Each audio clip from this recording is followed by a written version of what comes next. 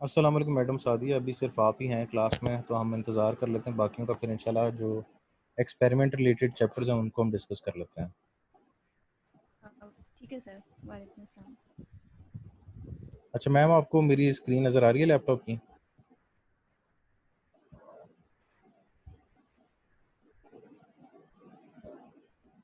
जी sir. Madam ठीक है जी। जब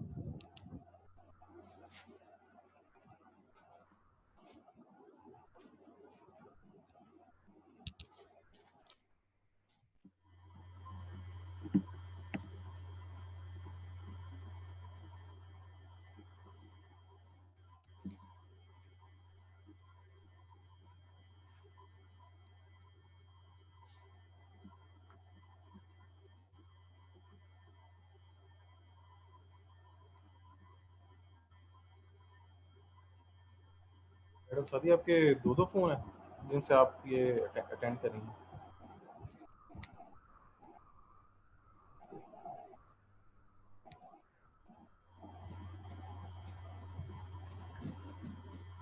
हेलो मैडम सादिया, आप दो डिवाइसेस से लॉगिन करें किया आपने?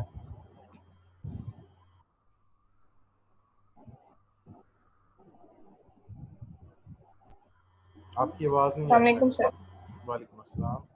मैडम सादिया, मैं पूछ रहा हूँ कि आपने दो डिवाइसेस से लॉगिन किया है, मुझे आपकी आवाज़ नहीं आ रही।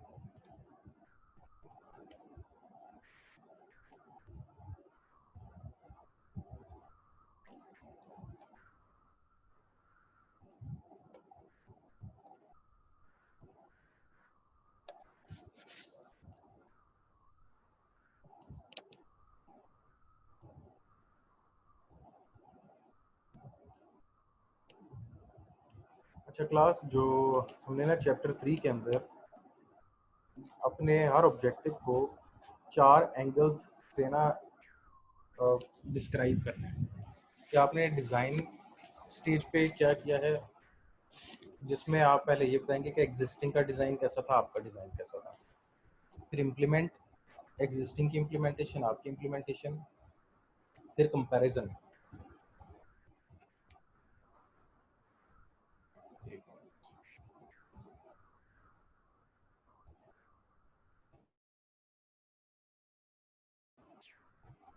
कंपैरिजन कंपैरिजन के अंदर आपका आएगा कि एग्जिस्टिंग ने और आपने जो कुछ भी किया है उसको आप कैसे कंपेयर करते हो। मिसाल के तौर पे उन्होंने फार्मूला बनाया है, तो उनके फार्मूले में और आपके फार्मूले में क्या फ़र्क था, उनकी इम्प्लीमेंटेशन आपके इम्प्लीमेंटेशन में क्या फ़र्क था, उनके रिजल्ट्स और आपके रिजल्ट्स में क्या फ़र्क था। और इवेलुएट, आपका कोई इवेलुएशन मैट्रिक्स होगा जिसकी बेस पे आप रिजल्ट्स को इवेलुएट करोगे। तो ये 4 पर्सपेक्टिव हैं जिस जो आपने जब अपना एक्सपेरिमेंट वाला चैप्टर लिखना है, तो आपने इन चीज़ों को देखना है कि ये कवर हो जाए। अब मैं आ जाता हूँ अपने चैप्टर 4 के ऊपर, ताकि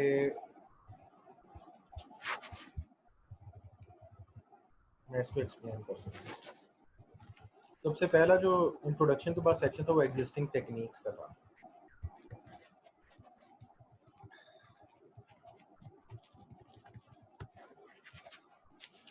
एग्जिस्टिंग टेक्निक्स का एक्सपेरिमेंट वाले चैप्टर में देने का क्या एडवांटेज है?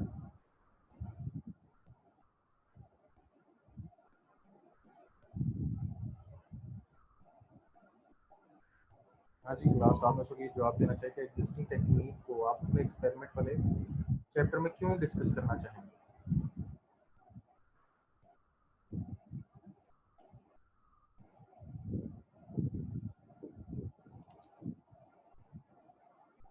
आप लोगों को आवाज़ आ रही है?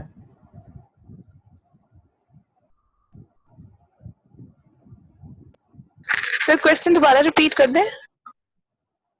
ये मेरा एक्सपेरिमेंट वाला चैप्टर है जिसमें मैंने multiple social network based popularity ranking technique for cold start recommendation. मैंने पॉपुलैरिटी रैंकिंग टेक्निक प्रपोज की है। पॉपुलैरिटी रैंकिंग टेक्निक प्रपोज किया है जिसके अंदर मैं मल्टीपल सोशल नेटवर्क इंटीग्रेशन कर रहा हूँ कोल्ड स्टार्ट रिकमेंडेशन को इम्प्रूव करने के लिए। ये मेरा एक्सपेरिमेंट वाला चैप्टर है, लेकिन इसका जो मेरा सेक्शन सबसे पहला है वो है एग्जिस्टिंग टेक्निक्स, उसके ऊपर।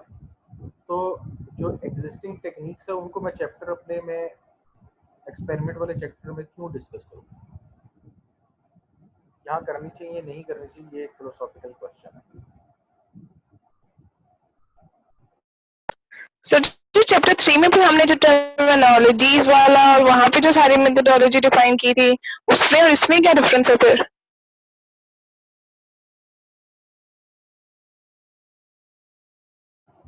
चैप्टर 3 में आपने टर्मिनोलॉजीज डिफाइन की, वो थ्योरी थी।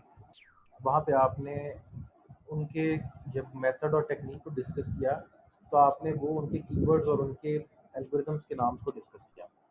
जो मैंने यहाँ पे चैप्टर 5 में किया, मैं इसके इक्वेशंस को डिस्कस कर रहा हूँ, उनके एल्गोरिथम को डिस्कस कर रहा हूँ। ये वहाँ पे नहीं किया। अब ये ऐसा मैंने इसलिए किया कि मेरे एग्जामिनर ने कहा कि उसके लिए कंपैरिजन इस तरह आसान हो जाएगा। उसने कहा कि जी आपकी जो एग्जिस्टिंग एल्गोरिथम है और जो आपका प्रपोज्ड एल्गोरिथम है वो आपके एक चैप्टर में हो, ताकि मैं उस एक चैप्टर को पेजेस को आगे पीछे करके देखूँ कि एग्जिस्टिंग ने क्या किया था, उसमें आपने क्या फ़र्क लाया है। कुछ एग्जामिनर्स कहते हैं कि जी ये सारा कुछ आप उठा के चैप्टर 3 में लिख दें। आपका चैप्टर 4 जो है, जो आपका एक्सपेरिमेंट वाला चैप्टर, वो सिर्फ आपके ही एल्गोरिथम और मेथड को डिस्कस करें। तो यहाँ पे जो मैंने किया वो मैंने अपने एग्जामिनर की वजह से कहने से किया। उसके लिए ये आसानी थी कि वो पुरानी और नई टेक्निक को एक ही चैप्टर में पेजेस को आगे पीछे करके चेक कर लें। बाकी वो ये कह रहा था कि अगर आप ये चैप्टर 3 में रखते हो तो मेरे लिए वो चैप्टर 3 बार बार खोल के देना मुश्किल है। ये एग्जामिनर के ओपिनियन पे मैंने ऐसा किया, लेकिन जो चैप्टर 3 है वहाँ पे मैंने सिर्फ टेक्निक्स के नाम लिखे हैं और मैंने थ्योरी में एक्सप्लेन किया कि कैसे काम करती है। जो उसका एल्गोरिथम है, जो उसने इक्वेशंस इस्तेमाल किए हैं, वो मैंने अपने चैप्टर 5 के अंदर, जो मेरा पहला एक्सपेरिमेंटल चैप्टर, मैंने इसमें डिस्कस किया। ठीक सर। ये आप पे डिपेंड करता है कि आप ये कहाँ लिखना चाहते हो। मुझे खुद से वैसे एग्जामिनर का ये पॉइंट ऑफ व्यू पसंद आया था। क्यों? क्योंकि इसमें सेक्शन पहला बन गया एग्जिस्टिंग टेक्निक्स। अब एग्जिस्टिंग टेक्निक्स के अंदर एक प्री रेक्विजिट है। अब एग्जिस्टिंग, यहाँ पे लफ्ज़ मैंने टेक्निक्स का इस्तेमाल किया है। तो अगर मैं देखूँ तो मेरे पास कौन कौन सी टेक्निक है, मेरे पास एक रैंडम रैंकिंग टेक्निक है और मेरे पास एक पॉपुलैरिटी रैंकिंग टेक्निक है। ठीक है जी। उसके बाद जी आ गया मेरे पास प्रपोज्ड टेक्निक, जो मैंने प्रपोज की। अब दो मेरी, एक बेसलाइन टेक्निक है जिसके साथ पॉपुलैरिटी रैंकिंग ने कंपेयर किया, जो कि रैंडम रैंकिंग है, और एक पॉपुलैरिटी रैंकिंग है। अब ये दोनों टेक्निक्स एक फंक्शन को इस्तेमाल करती हैं जिसका नाम है रैंक लिस्ट जनरेशन प्रोसीजर। इसका एल्गोरिथम बताया कि जी ये है क्या, रैंक लिस्ट जनरेशन प्रोसीजर है क्या। उसके एल्गोरिथम यहाँ पे लिख दिया, उसके जो फॉर्मल मैथ, जो इक्वेशन थे या कॉन्सेप्ट थे वो लिखे। ये जो फंक्शन है ये रैंडम रैंकिंग भी इस्तेमाल करता है। रैंडमली वो आइटम्स को रैंक करके उसको लिस्ट में कन्वर्ट कर देगा। जबकि जो पॉपुलैरिटी रैंकिंग है, पॉपुलैरिटी रैंकिंग ये चीज़ें इस्तेमाल करेगा। वो पहले इंटरेक्शन एग्रीगेशन करेगा, लिस्ट जनरेशन करेगा, रेटिंग एग्रीगेशन करेगा, लिस्ट जनरेशन करेगा। फिर यानी एग्जिस्टिंग टेक्निक्स को और उनके इक्वेशंस को बताने के बाद मैं आ गया अपने प्रोपोज्ड टेक्निक पे। अब जो मेरी प्रोपोज्ड टेक्निक है उसके अंदर, जहाँ पे उसने ये वेरिएबल्स डिफाइन किए, मैंने अपने वेरिएबल्स डिफाइन किए, उसके बाद मैंने अपना एल्गोरिदम डिफाइन किया। जो मेरी मेन टेक्निक है उसका नाम है जी, इसके अंदर 3 वर्जन आ गए हैं। अच्छा, मैंने क्योंकि फ्रेमवर्क एक प्रपोज किया मल्टीपल सोशल नेटवर्क इंटीग्रेशन, अब वो फ्रेमवर्क के ज़रिए मैंने 3 वेरिएशन बनाई हैं रैंक लिस्ट जनरेशन की। अच्छा, अब ये थोड़ा सा टेक्निकली मेरे एरिया से रिलेटेड है। ये जो प्रॉब्लम सॉल्व करता है, जो कोल्ड स्टार्ट प्रॉब्लम है ना, इसके सॉल्व करने के लिए एक बहुत बेसिक सा टास्क कंप्लीट करना होता है। इसकी मिसाल ऐसे है कि आपको मैंने 10 फिल्मों के नाम बताए और मैंने कहा कि आप ये जो 10 फिल्में ना इनको रैंक करो, तो आप में से 500 लोग उन 10 फिल्मों को मुख्तलिफ तरीक़ों से रैंक करेंगे। तो वो जो रैंक लिस्ट जनरेशन का प्रोसीजर है वो ये है।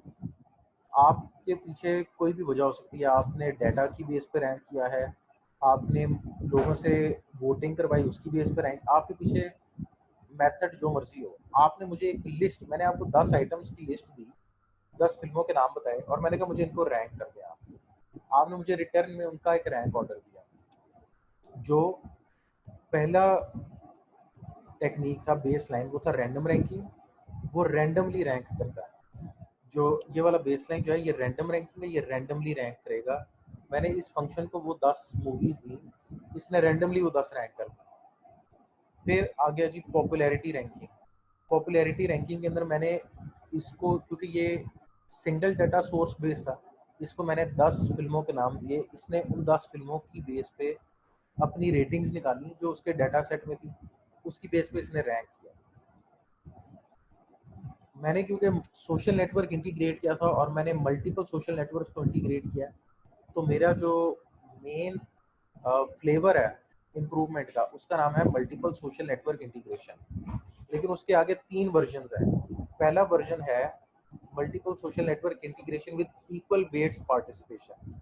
अगर मैं किसी भी सोशल नेटवर्क के डाटा से, कहीं किसी भी सोशल नेटवर्क से डाटा लेकर आता हूँ आइटम्स को रैंक करने के लिए, तो उनको इक्वली वेट के साथ मैं इस्तेमाल करूँगा रैंकिंग में। पहला जो एल्गोरिदम है वो ये काम करता है। उसके बाद जो अगला एल्गोरिदम है वो ये करता है कि लोकल एडजस्टेड वेट पार्टिसिपेशन, के उन मूवीज़ की अपनी वो, क्योंकि अब सोर्स मेरे पास मल्टीपल है, मेरे पास 10 सोर्स हैं, लेट्स सपोज मेरे पास 4 सोर्स हैं, उन चारों को पहले लोकली मैं एडजस्ट कराऊंगा उनके वेट्स, और उसके बाद मैं ओवरऑल रैंकिंग कैलकुलेट करूँगा।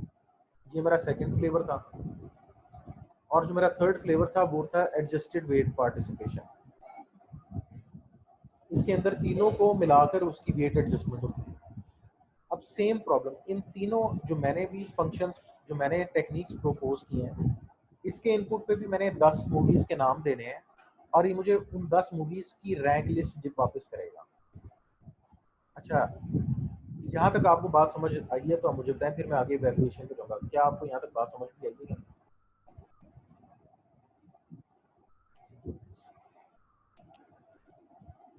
जी सर, आगे।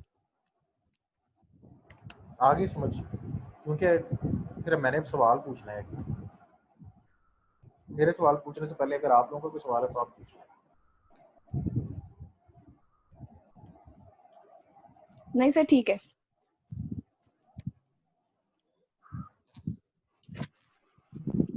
मेरे पास एग्जिस्टिंग टेक्निक्स 2 थी, मैंने उन दोनों को 10 फिल्में दी।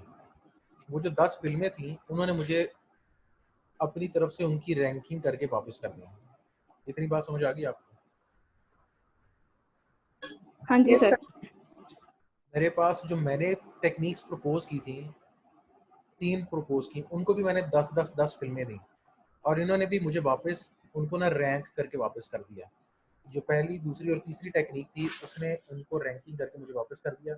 अब मेरे पास 5 लिस्टें आ गई हैं जिनके अंदर ना मूवीज़ रैंक हुई हैं। अब मैंने करना है क्या, इवेलुएट।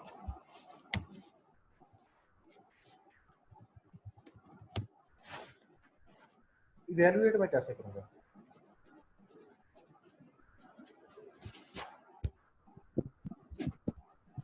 जिनकी बेस पे एग्जिस्टिंग टेक्निक्स जो हैं वो इवैल्यूएट हुई हुई हैं, तो आप उन्हीं मैट्रिक्स को यूज कर लेंगे। नहीं, जो मैंने लिस्टें दी थी ना 10 फिल्मों की, जी मुझे सर। पहले से उनकी रैंकिंग पता है। जो सही। एक्चुअल उनकी रैंकिंग है ना, मुझे वो पहले से जी जी। पता है। मैंने ये देखना है कि एग्जिस्टिंग और प्रपोज्ड, इनमें से जो रैंक लिस्टें मेरे पास आई हैं, वो जो मेरे पास पहले से मौजूद है, कौन सी लिस्ट उसके सबसे करीब तरीन है। सही। समझ आई बात को कि नहीं? आपको बात समझ में आई कि मैंने बेसिकली इवैल्यूएट करना है कि जो मुझे रिजल्ट्स रिसीव हुए हैं वो कितने एक्यूरेट हैं, क्योंकि मुझे सर ये आप चेक करें कि जो प्रपोज टेक्निक आपने 3 टेक्निक्स प्रपोज की, उनमें से किसका जो रिजल्ट है वो एग्जिस्टिंग टेक्निक से नियर आया है। मुझे जो मैंने 10 फिल्में इन सारों को भेजी थी ना, उन सारों जी का सर। पहले से रैंक लिस्ट ऑर्डर मुझे पता है। मुझे पता है कि जी टॉप सर। पे कौन सी फिल्म है और लास्ट में कौन सी फिल्म है। मैंने उसको ठीक है सर। रैंडमली रीअरेंज करके ना मैंने हर एल्गोरिदम को दे दी थी। हर एल्गोरिदम ने ठीक है। मुझे वो रीअरेंज करके वापस अपनी अपनी समझ बूझ के मुताबिक मुझे वो रीअरेंज करके वापस भेज दी हैं वो फिल्मों की लिस्ट। अब जब उन्होंने मुझे ठीक है। वापस भेजी हैं, तो मैंने उनको मैच किया जो मेरे पास एक्चुअली मौजूद लिस्ट थी कि सबसे टॉप पे कौन सी फिल्म है, सबसे बॉटम में कौन सी, और उनका ऑर्डर क्या है। अब इन सारी लिस्टों में से जो सबसे करीब होगी उसके जो मेरे पास एक्चुअली रैंक ऑर्डर पड़ा हुआ है वो सबसे एक्यूरेट ठीक। होगा, और जो उससे सबसे दूर किस्म की रैंकिंग होगी वो सबसे वर्स्ट परफॉर्मिंग एल्गोरिदम होगा। ये बात समझ में आई आपको? हाँ जी सर, आगे। बेस्ट परफॉर्मिंग वो होगा जिसने मुझे लिस्ट दी और वो मेरे पास जो पहले से लिस्ट मौजूद थी उसके करीब तरीन होगा। बेस्ट परफॉर्मिंग वो होगा। और वर्स्ट परफॉर्मिंग वो होगा कि जिसने मुझे लिस्ट दी और जो मेरे पास पहले मौजूद थी उसमें बहुत बड़ा तजाद हो। जो मेरे पास पहले मौजूद थी उसमें वो टॉप पे मूवी थी, लेकिन जो मुझे उसने जवाब में वापस भेजी उसमें वो लोएस्ट पे ले गया। इस तरीके से मेरे पास एल्गोरिदम की एक्यूरेसी आएगी, मीन एवरेज प्रिसीजन आएगी मेरे पास। ठीक है। अच्छा जी, comparison of MS and techniques. ये जी कंपैरिजन का चार्ट आ गया कि कौन सी टेक्निक किस केपेबल है। एग्जिस्टिंग टेक्निक्स में आगे मेरे पास baseline random technique, popularity ranking technique. इसमें रिलाइज ऑन, ये किस इनपुट डेटा पे रिलाई करता है।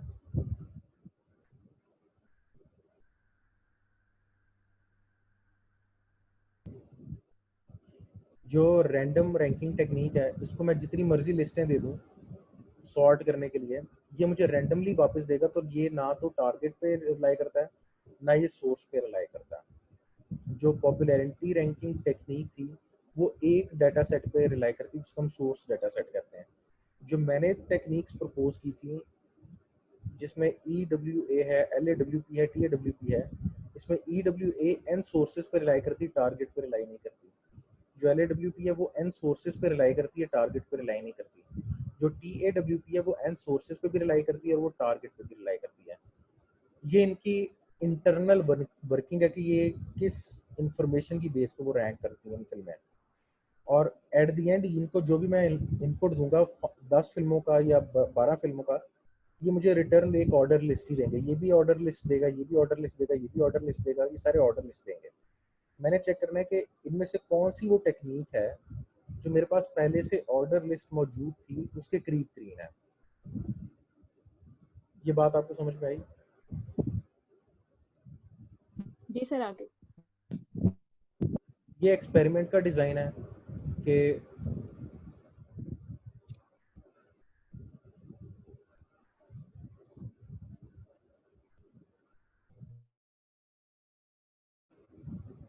मैंने एक्सपेरिमेंट कंडक्ट करने से पहले सोर्स और टारगेट की किस तरह डिस्ट्रीब्यूशन की और किस तरह वो डाटा उन टेक्निक्स में से पास होता है और किस तरह फिर वैल्यूएशन होती है।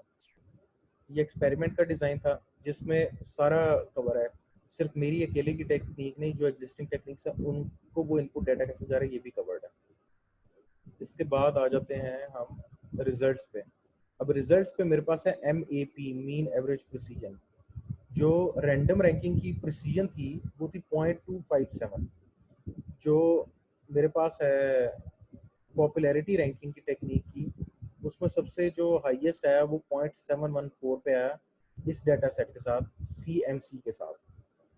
अब मैं आ जाता हूँ, ये मैंने बेसलाइन और एग्जिस्टिंग टेक्निक का कंपैरिजन किया। ये बेसलाइन थी और ये एग्जिस्टिंग टेक्निक्स का कंपैरिजन है। मेरे पास इनपुट सोर्सेज ज़्यादा हैं तो ये एक एक सोर्स पे ये एप्लीकेबल होता है। उसके बाद आ जाते हैं जी मेरी अपनी परफॉर्मिंग टेक्निक के ऊपर। जो map of first approach equal weight participate, EWP जो है वो टेक्निक कैसे परफॉर्म कर रही है। जो EWP अगर मैं 2 सोर्सेज ले रहा हूँ, A और B सोर्स ले रहा हूँ तो उसकी प्रिसीजन ये आ रही है। अगर मैं 3 सोर्सेज ले रहा हूँ, A B C ले रहा हूँ तो उसकी प्रिसीजन ये आ रही है। अगर मैं 4 सोर्सेज ले रहा हूँ तो उसकी प्रिसीजन ये आ रही है। अच्छा, बेसिकली कॉन्सेप्ट ये है, मैं एक्सपेरिमेंट डिज़ाइन पे कराता हूँ अपने।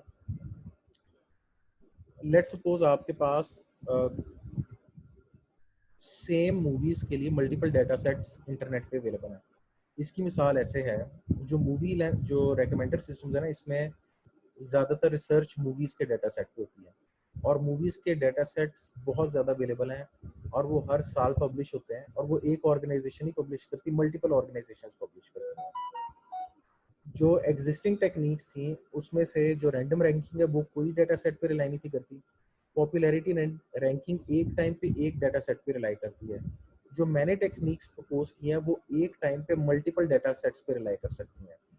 तो जो मल्टीपल डाटा सेट्स पे रिलाई कर सकती हैं वो ये वाला जो चार्ट है वो ये बता रहा है, जो मेरा पहली अप्रोच है EWP, कि अगर मेरे पास 2 डाटा सेट की मेरे पास मीन एवरेज प्रिसीजन इंप्रूव हुआ।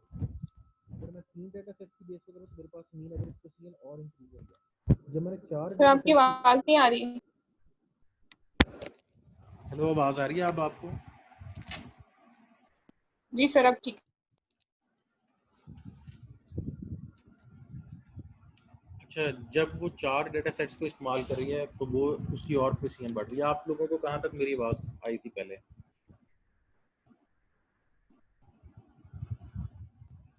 हाँ जी सर, यहीं तक। हाँ जी। हाँ जी सर, ये सर लास्ट आप आपने यही बताया था। टू सिंप्लीफाई, जो ये टेबल है ना, ये टेबल ये बताना चाह रहा है कि मेरा algorithm with increase in number of data sets उसकी परफॉर्मेंस इंप्रूव हो रही है, क्योंकि उसके पास जितना ज़्यादा डाटा आ रहा है ट्रेनिंग के लिए उतनी उसकी एक्यूरेसी इंप्रूव हो रही है, मीन एवरेज प्रिसीजन इंप्रूव हो रही है। फिर मैंने जो दूसरा अपना LAWP प्रपोज किया था उसकी मीन एवरेज प्रिसीजन आई। फिर उसके बाद TAWP जो प्रपोज किया था उसकी प्रिसीजन आई। जो TAWP मैंने प्रिसीजन प्रपोज की उसकी 0.957 आई है, जो कि बेसलाइन जो कि 0.254 थी उससे बहुत ज़्यादा है। ये जो चार्ट है ना ये शो करता है कि बेसलाइन था रैंडम रैंकिंग, उसकी थी 0.254। जो पॉपुलैरिटी रैंकिंग थी उसकी एवरेज प्रिसीजन आ रही थी 0.63 समथिंग। फिर अब मेरे ये जो 3 टेक्निक्स हैं, MSN EWP, MSN LAWP, MSN TAWP, इन 3 टेक्निक्स को अगर मैं 2 के कम्बिनेशन से, 3 के कम्बिनेशन से, 4 के कम्बिनेशन से या 3-4 के कम्बिनेशन, ये ब्लू लाइन शो करी है कि मैंने, ब्राउन लाइन शो करी है 2-3-4 के कम्बिनेशन से। MSN EWP मैंने 2-3-4 के कम्बिनेशन से ट्राई किया, MSN LAWP 3-4 के कम्बिनेशन से ट्राई किया, TAWP 3-4 कम्बिनेशन से ट्राई किया। इन सारों में 4 के जैसे जैसे मेरा number of data sets, input data sets बढ़ रहे हैं, मेरी प्रिसीजन का लेवल भी बढ़ रहा था। इसके बाद एक फिलोसॉफिकल क्वेश्चन आता है, वो ये कि क्या ये इतना बढ़ जाएगा कि 1 को टच कर जाएगा? वो पॉसिबल नहीं है। ऑल्दो ये 1 की तरफ जा रहा है लेकिन ये पॉसिबल नहीं है कि 1 को टच करे। इसके पीछे मुझे टेक्निकली एक्सप्लेन करना पड़ेगा, वो ज़रा ज़्यादा इससे स्कोप से बाहर है। अब वापस आते हैं, ये मैं अब आपसे सवाल पूछूंगा कि मेरे कौन से सेक्शन में कौन सी चीज़ कवर हो रही है। सबसे पहला जी डिज़ाइन, मैंने डिज़ाइन क्या अपने चैप्टर 5 में प्रेजेंट किया। मैं आहिस्ता आहिस्ता अपने थीसिस को स्क्रॉल कराऊँ मैं चैप्टर वाइज, तो आपने मुझे बताना है कि आपको कहीं पे डिज़ाइन नज़र आया मेरा। अगर मैं आपसे पूछूं कि मैंने किस सेक्शन में अपना डिज़ाइन प्रेजेंट किया तो वो कौन सा सेक्शन होगा?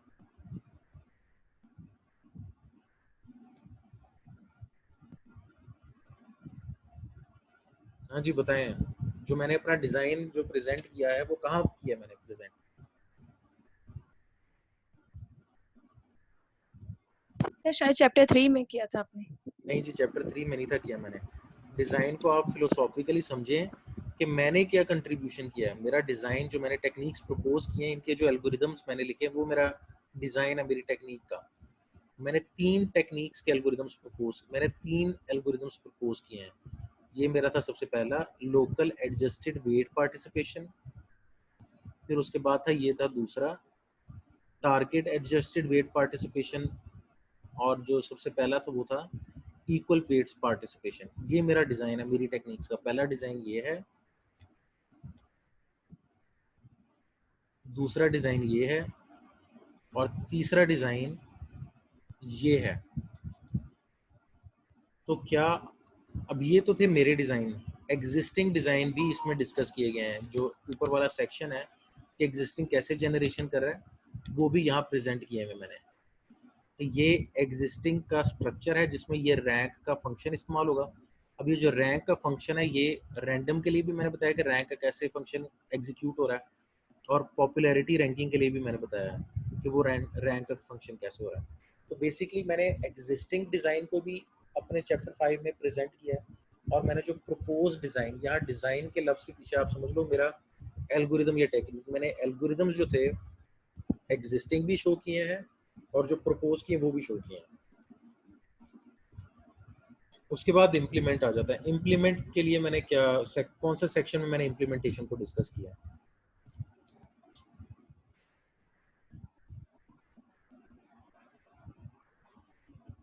जो मेरा एक्सपेरिमेंटल डिज़ाइन है ना, ये इधर मैंने इम्प्लीमेंटेशन को डिस्कस किया है। ये मैंने इम्प्लीमेंटेशन को डिस्कस किया है कि किस तरह एग्जिस्टिंग इम्प्लीमेंट हुए हैं और मेरे जो मैंने प्रपोज किए वो इम्प्लीमेंट हुए और उनका कंपैरिजन कैसे होगा। तो ये इम्प्लीमेंटेशन को भी मैंने डिस्कस किया। कंपैरिजन, इनको कंपेयर मैंने 2 जगहों पे किया है। एक मैंने इधर इस टेबल में किया फिलोसॉफिकल कंपैरिजन कि ये जो बेसलाइन और एग्जिस्टिंग और प्रपोज अप्रोचेस हैं, ये किस तरह कंपेयर हो रही हैं based on the available sources. एक मैंने फिलोसॉफिकल कंपैरिजन किया है, दूसरा कंपैरिजन मैंने रिजल्ट्स का किया है। वो रिजल्ट्स का कंपैरिजन मेरे पास यहाँ पे है, ये मेरा रिजल्ट्स का कंपैरिजन है। और जो चौथी चीज़ है इवेलुएट, वो मीन एवरेज प्रेसियन के जरिए मैंने इवेलुएट किया। तो ये 4 चीज़ें आपके थीसिस के अंदर हर प्रॉब्लम को जब आप एड्रेस करें तो इन चीज़ों को एक जगह पे इकट्ठा करके दिखाएं। अभी आपका क्वेश्चन है तो आप मुझसे पूछें।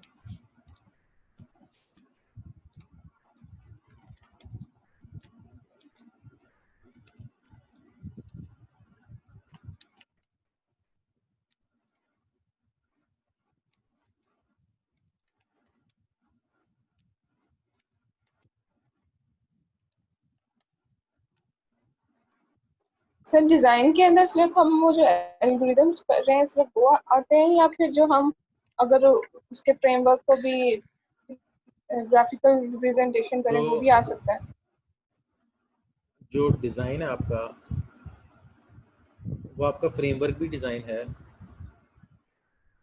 डिज़ाइन को थोड़ा फिलोसॉफिकली आपने सोचना है। आप फ्लो चार्ट भी बना दोगे ना, वो भी डिज़ाइन है। आप एल्गोरिदम लिख रहे हैं, वो भी सही डिज़ाइन सर। है। लेकिन उस डिज़ाइन का ऑब्जेक्टिव क्या है कि उसको देखकर एग्जामिनर को समझ आए कि एग्जिस्टिंग काम कैसे कर रहा है और आपका काम कैसे कर रहा है, और दोनों में फ़र्क क्या है, किस लेवल पे फ़र्क है। एग्जामिनर ये आइडेंटिफाई करना चाह रहा है आपने किस लेवल पर चेंज लाया है। एग्जिस्टिंग का फ्लो चार्ट क्या था, या एग्जिस्टिंग की एल्गोरिदम क्या था, या एग्जिस्टिंग का फ्रेमवर्क क्या था, आपका फ्लो चार्ट एल्गोरिदम या फ्रेमवर्क क्या है, और किस लेवल पर जाके चेंज आया। वो आप पिक्टोरिकली एल्गोरिदम वाइज या फ्लो चार्ट के जरिए आप प्रेजेंट कर देंगे तो एग्जामिनर के लिए समझना आसान है कि आपने कंट्रीब्यूशन किया है। सही सर, थैंक इवैल्यूएशन के बाद एक और चीज़ रह गई है, उसको हम कहते हैं synthesis.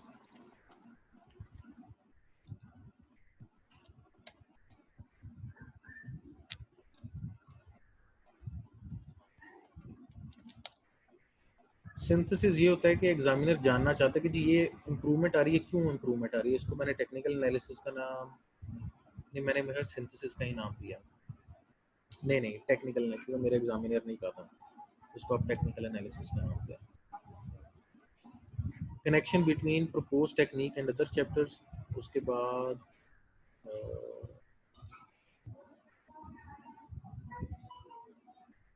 Connection between accuracy improvement and number of integrated social networks. ये सेक्शन है जो कि डिस्क्राइब कर रहा है कि अगर नंबर ऑफ सोशल नेटवर्क्स बढ़ रहे हैं तो एक्यूरेसी इंप्रूव क्यों हो रही है और क्या वो इंप्रूव होते होते 1 तक जा सकती है, mean precision average precision improve होते होते 1 तक जा सकती है। तो इस सेक्शन में ये बताया गया है कि वो इंप्रूव इस वजह से हो रही है कि जितने ज़्यादा ये जो येलो डॉट्स हैं ये रिप्रेजेंट करते हैं एडिशनल इनपुट्स। मेरे पास 4 इनपुट्स है, तो हर मूवी के लिए अगर मैं 37 नंबर की मूवी को सिलेक्ट करता हूँ तो 37 नंबर की मूवी के लिए मेरे पास जो इनपुट डेटा है वो 4 जगहों से आ रहा है, तो उनका जो रिजल्टेंट है वो मेरे पास क्लोजेस्ट एक्यूरेसी के करीब होगा। इसी तरह जो बाकी जगहों से आ रहा है वो ये जो ब्लैक वाली लाइन है ये परफेक्ट लाइन को शो कर रहा है। लेकिन कई जगहों पे ऐसे सैंपल्स एग्जिस्ट करते हैं कि जो मैं उनको इकट्ठा कर भी लूँ तो मेरे पास वो परफेक्ट लाइन पे नहीं आएंगे। तो एक्यूरेसी या मीन एवरेज प्रिसीजन इंप्रूव ज़रूर होगी, लेकिन वो कभी भी 1 को टच नहीं करेगी, क्योंकि परफेक्शन लाइन की तरफ ज़्यादातर सैंपल्स तो जाएंगे लेकिन कुछ सैंपल्स कभी भी नहीं पहुंचेंगे परफेक्शन पे।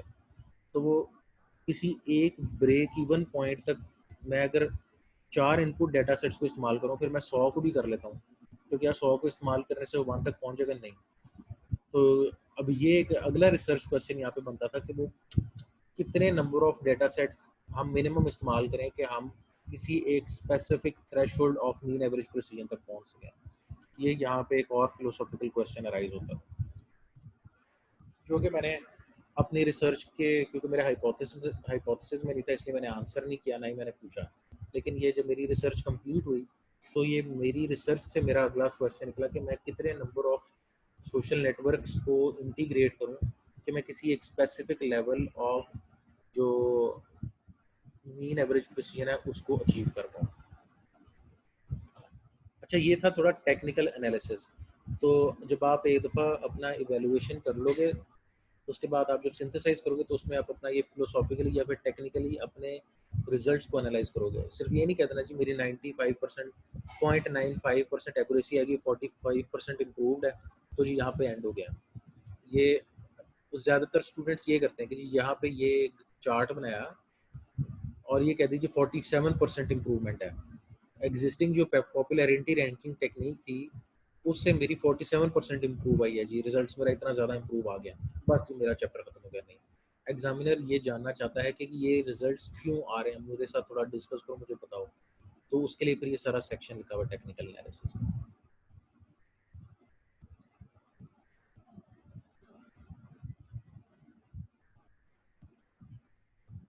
वापस आते हैं हम इस डायग्राम में। आपका जो कोई भी एक्सपेरिमेंटल ऑब्जेक्टिव है ना, उसमें ये 4 चीज़ों को आपने देखना है कि आपने कवर कर लिया, उसका डिज़ाइन आपने प्रेजेंट किया है। आपका एग्जामिनर कह सकता है कि मुझे एक ही चैप्टर में एग्जिस्टिंग का भी डिज़ाइन देखना है और आपका भी डिज़ाइन देखना है, एग्जिस्टिंग एल्गोरिथम भी देखना है, आपका एल्गोरिथम भी देखना है, या एग्जिस्टिंग फ्रेमवर्क भी देखना है, आपका भी देखना है। फिर उसके बाद इम्प्लीमेंटेशन, आपने एग्जिस्टिंग को कैसे इम्प्लीमेंट किया है, अपना कैसे इम्प्लीमेंट किया है, एग्जिस्टिंग और अपना आपने कंपैरिजन शो कराना है, और उसके बाद अपने एग्जिस्टिंग और अपनी वैल्यूएशन करना है। यहाँ पे हमारा ये चैप्टर 4 का डिस्कशन जो है वो एंड हो रहा है। अब आपने कोई और चीज़ डिस्कस करनी तो आप मुझसे बता सकते हैं।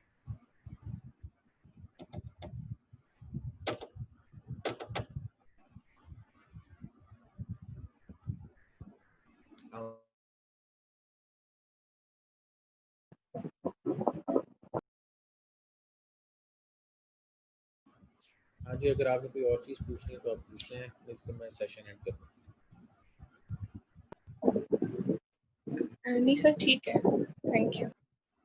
ओके क्लास, अल्लाह पाक आपको और आपके घर वालों को अपने हिफ्ज़-ओ-मान में रखे, और खुदा ना खास्ता अगर किसी को मुश्किल वक्त है तो उस मुश्किल वक्त को आसान करे। बाकी मुझे अपने क्लास फेलोज़ को, अपने रिश्तेदारों को और बाकी लोगों को अपनी दुआ में ज़रूर याद रखें, नाउम्मीद ना हो। इंशाल्लाह फिर हम कल मुलाकात करते हैं अगले लेक्चर पे। ओके जी, अल्लाह हाफ़िज़। अल्लाह हाफ़िज़।